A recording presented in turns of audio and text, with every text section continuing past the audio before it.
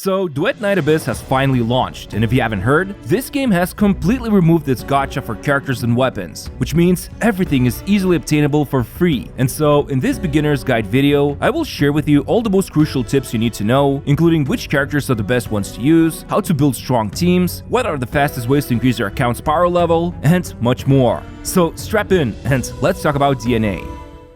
Quick disclaimer, this video is sponsored by Duet Night Abyss team, and they also gave me an access to a preview server, so I can showcase things. But keep in mind, I've played this game in all previous CBTs, which means I'm very familiar with all the mechanics, and so let's first talk about the characters. Oh, and I've been very sick, so I might sound groggy. Now, right out of the gate, you'll be able to unlock 7 of these characters by just doing the story mode, and in a moment, I'll talk about how to unlock every other character for free, but for now, let's focus on the units. Now, I would say pick and choose whomever you find most fun to use.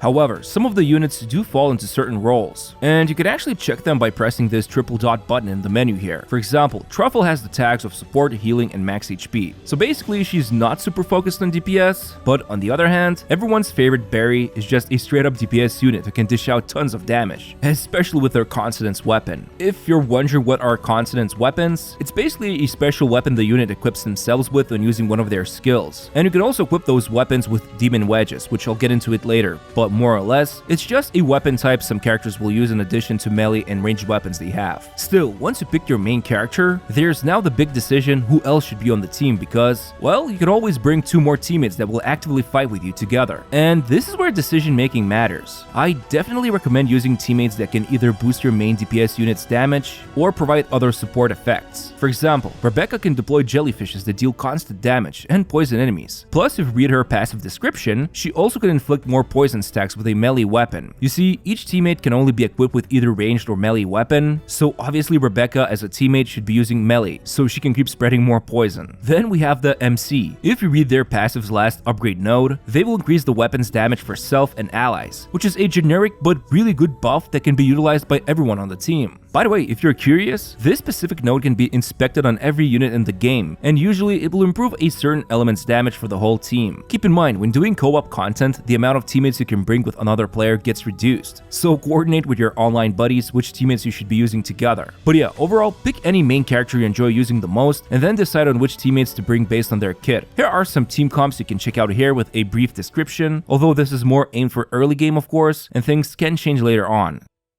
Alright, so you probably heard by now, but Duet Night Abyss has removed gacha on characters and weapons. There is now only gacha for cosmetics, which I won't cover in this video, but the game does give away some pull currency for the gacha cosmetics. Anyway, so how do you unlock characters or weapons in the game? Well, I'm going to give you a short version of it because other content creators already covered it, but long story short, you need to use this currency called secret letter clues, and every 10 pieces of it can be exchanged on the game shop tab called covert commissions for a character's or weapon's secret letter. You then use these secret letters when you start up a covert commission from the combat tab here, which will change its mission types every hour, so you don't get bored of just doing one type of mission all the time. And then once you complete the covert commission, the secret letter drops a randomized reward from one of the 3 tiers, with tier 1 having a 10% chance to reward you with 10 character shards called thoughts. Once you obtain 30 of these thoughts, you can go in and exchange them to either unlock the character, or if you already had them unlocked, you can then unlock their intron, also known as constellations for my Genshin viewers. So yeah, you can literally max out characters' dupes by just farming the covert commissions, which is really cool. Now for weapons, it works a little differently. You just need to complete covert commission and obtain the blueprints from tier 1 reward. Then at the forge, you can craft a specific weapon, provided you have the materials, which you can always check on how to obtain them by just clicking on them. And then you wait for a bit of a time, and the weapon gets crafted. Again, just like with characters, you can create dupes of the same weapon and increase its passive power by feeding it dupes. So in other words, you would need to obtain the same weapon blueprint 6 times and forge it to fully max it out. Finally, you can also get secret letters of Demon Wedges. It works exactly the same as weapons, so only tier 1 reward matters, and once the blueprints drop from tier 1 reward, you then go over to the forge and create the Demon Wedge, and you can even craft dupes to power up them further. So yeah, covert commissions will be the place you will visit the most, and it's the main spot to unlock new characters, weapons, and Demon Wedges. Now, while the game's monetization revolves around selling cosmetics, you can use the premium currency to just straight up unlock any character or weapon. And you can in fact combine the character shards with premium currency. Each shard reduces the price by 150, so if initially with no character shards it's 4,500 price, if you farmed up 15 shards, then you'd only need 2,250 premium currency to unlock the character or their intron. Interestingly enough, weapons cost less to unlock. However, as far as I'm aware, demon wedges cannot be bought with premium currency, so everyone in the game still has to farm for them. Now, the last thing that's probably on everyone's mind is, how do you get those secret letter clues? Honestly, from everywhere. Quest rewards, shops, random interactions, missions, achievements, and so on and on. Everything basically gives you secret letter clues, which you can then exchange for one of the character, weapon, or demon wedge secret letters. So as a starting player, don't worry too much about it. You'll keep getting tons of these secret letter clues, and for now, let's talk about the next important thing. So, what's the best way to progress in the game? Well, besides making sure to complete every quest since they give out sweet rewards, you should also focus on completing every task in the combat menu under the day planner called Beginner's tab. This one gives you a good and easy to follow step-by-step program. Next to it is also the memo tab, which are like daily tasks you can find in most live service games. The memo tasks for me usually take about 5 to 10 minutes to complete, and not only it gives trial rank XP, which I'll talk about in a moment, but also secret letter clues, which you can gain up to 15 per day. So I recommend doing this memo tab ASAP when you log in. But there's also Demon Wedge Casket that you can access from the menu here, and it's basically the same as Beginner's tab, but for Demon Wedges. So make sure to complete all the Demon Wedge quests, and then the Demon Wedge displays like a gallery of all the wedges you unlocked, and as you can see, obtaining a collection of wedges rewards you with secret letter clues. Now, there's also weekly tasks in the combat, then commissions, and then bounty commissions tab. You can complete this activity up to 3 times per week to obtain some Demon Wedge blueprints, among other rewards. Keep in mind, this activity does take a bit of time. I think around 15 to 20 minutes, depending on how well built your characters are, but you can also just co-op together with others. The other big weekly task is going to be Nocturnal Echoes, which yet again is found in combat menu. You should have 3 of these weekly bosses available to pick from. However, on the first clear ever on your account, the attempts won't decrease for the week, so don't be afraid to do all the bosses and their difficulties for the first time, to just grab all the rewards, and then decide which one you want to do 5 times this week. Oh, and as you see, each boss's loot table is different, so identify which rewards seem the most desirable to you, and then farm the boss for this week. Finally, there's Mystic Maze, which is the last tab in combat menu, and it's basically a roguelike mode that resets each week. I highly recommend maxing out the rewards on this mode each week because it gives rewards like secret letter clues, but more importantly, at 30k points, you obtain Twilight Thread, which is needed to raise character skill levels. And then you also can obtain this Thread of Time currency, which can be exchanged for a lot of different demon wedges or their blueprints. And yeah, besides that, it's a really fun mode to experience and can lead to some broken builds.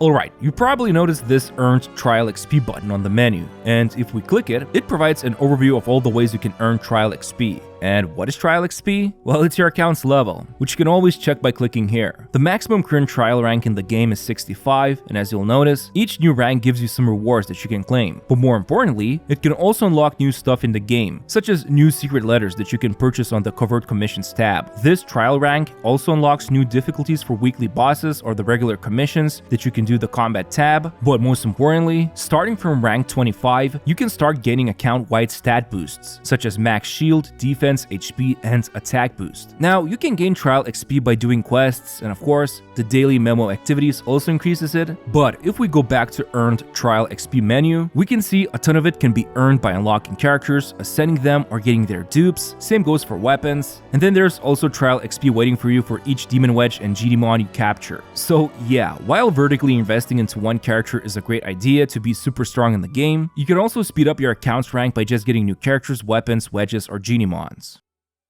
Okay, so now I want to quickly go over weapons and demon wedges. Maybe you haven't noticed yet, but each character actually specializes in their weapon type. Like Lisbel, for example, specializes in greatswords and shotguns, as you can see here. You can actually press this button here to quickly filter down the weapons, and the game will even show you which tab contains the character's preferred weapon type. Other than that, make sure to pay attention to the weapon's passive effect, because, for example, while this greatsword looks cool on Lisbel, its passive is completely irrelevant for her, because her damage does not scale with max HP, and she's not a pyro unit. But something like Iron Forger, which gives critical chance boost, is definitely worth considering for her. Now moving over to Demon Wedges system, it's essentially the same as mods from Warframe, or for Genshin viewers, these are like artifacts, but much more interesting because each piece can grant wildly different effects, especially the middle one, which can sometimes even transform the way you play. Each wedge also takes up a certain amount of tolerance, which increases as the character's level gets increased, but you can also reduce the wedge's tolerance cost by using these track shift modules, which you'll earn in various ways. By setting the symbol on the wedge slot, if you then place a wedge with a matching symbol, the tolerance cost of the wedge becomes a lot cheaper. Also, you can switch between loadouts of each character, melee, ranged, and consonance weapon, if there is one.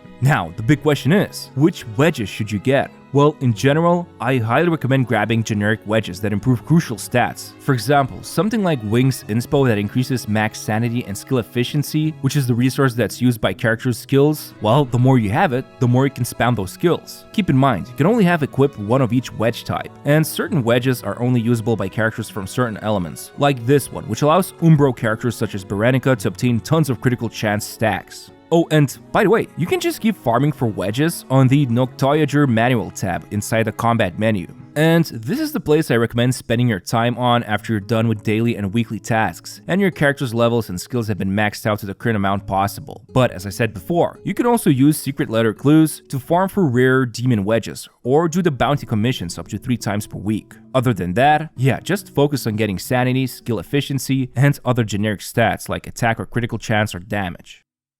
Next, we have Pokemon. Geniemon. So you'll find these critters all over the place, and you can catch them by using a special food item. These Geniemons provide an active skill, and then they also usually have a passive skill. Most importantly, you can merge Geniemons together. Basically, you pass on one of their passive abilities into the active Geniemon you want to keep using. Like for example, I merged this one to unlock 15% increased loot drop rate, which is pretty sweet. For now, I would recommend just hoarding Geniemon and maybe wait for a little bit to see what kind of Geniemon is the best to utilize in the game, especially once we get closer to endgame, since as you'll notice, merging will consume the Geniemon. So to save time and not make the wrong choices, it's always best to keep saving the Geniemons for the first few weeks, and then once things start to become clear when we get to endgame, we will then know which Geniemons and their merged abilities are best utilized. But yeah, that's basically it. If you watched this video till the end or skipped to this part, here's another secret tip. The dialogue choices you make, as you know, increases one of your social stats. If you go to this Luno Eggy's shop here, you'll notice a bunch of stuff you can unlock by having high enough social stat. So if you care about clearing out the shop as soon as possible, you can try and make dialogue choices to increase the stats equally. It seems like you need 50 of each social stat to buy out the whole shop, so that could be something you could do. Other than that, if you still haven't downloaded Duet Night Abyss, I highly recommend clicking my link in the description or pinned comment and check out DNA. Not only is the game giving away 7 characters for free, but you'll also be able to obtain up to 55 pulls for the cosmetic gacha banners. Plus, tons of other rewards are being given out left and right since the game just launched. DNA is genuinely a super fun game to play for me. Everything can be unlocked for free, and I think that's really refreshing to see in the current gaming landscape. Anyway, hope you found this video useful, and I'd appreciate if you could press the like button on this video and subscribe to my channel. Thanks, and see you soon.